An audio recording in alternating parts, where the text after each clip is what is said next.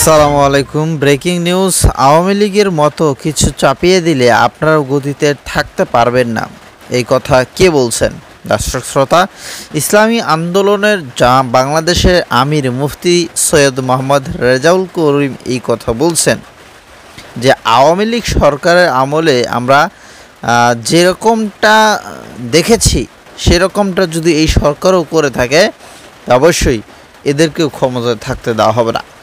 5 August ছাত্র জনতার গণবিপ্লবের পরে কথা বলার সুযোগ পেয়েছি। এই অর্জন আমাদের অক্ষুণ্ণ রাখতে হবে। আর কোনো দুর্নীতিবাজ, খুনি, জুলুমবাজদের ক্ষমতায় নেওয়া যাবে না। তিনি এইসব বক্তব্য দিয়েছেন। তিনি আরও কি বলেছেন? অন্তর্বর্তীকালীন সরকারের উদ্দেশ্য করে চরমনাই পীর বলেন, আন্দোলন সংগ্রাম করেছি, রক্ত দিয়েছি, জীবনের মায়া ত্যাগ করে রাস্তায় ঝাঁপিয়ে পড়েছি। লালন শাহের আদর্শ বাস্তবায়ন করার জন্য নয়, ভিনদেশি অপসংস্কৃতি বাস্তবায়নের জন্য নয়। এসব চাপিয়ে দিলে বাংলাদেশের মানুষ তো মানবে না। প্রত্যেকটি সংস্কারে বাংলাদেশের আলেম সমাজ অন্তর্ভুক্ত থাকবে। যোগ্য আলেম ছাড়া আপনারা কোনো কিছু সংস্কার করতে পারবেন না। যদি আমাদের উপর ফ্যাসিস্ট আওয়ামী লীগের মতো কোনো কিছু চাপিয়ে দিতে চান তাহলে মনে করবেন ক্ষতি এই দেশের হবে, ক্ষতি এই জাতির হবে, মানবতার হবে।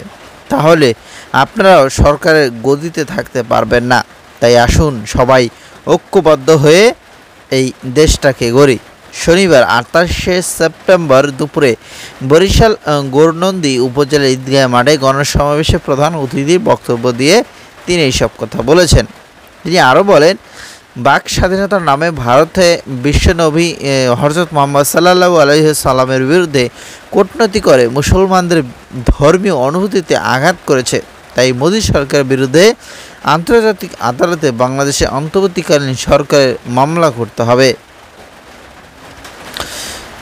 সৈয়দ রেজাউল করিম আরও বলেন, ইসলামী আন্দোলন সহিংসতা বিশ্বাস করে না, যার প্রমাণ দেশবাসী দেখেছে।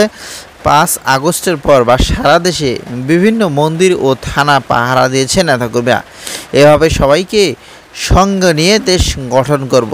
কোনো জুলুমবাজ, দুর্নীতিবাজদের হাতে আর ক্ষমতা দেওয়া যাবে না। যাই হোক, তিনি তো এইসব কথা বলেছেন। তো অবশ্যই ভিডিও সম্পর্কে মতামত দিবেন এবং আসলে কি হতে যাচ্ছে ইউনূস সরকারের তো ইতিমধ্যেই অনেক সমালোচনা আমরা শুনছি চারিদিকে। তো আপনাদের মতামত কমেন্টেই লিখবেন। চ্যানেলটিতে নতুন হয়ে থাকলে সাবস্ক্রাইব করে রাখবেন। ধন্যবাদ।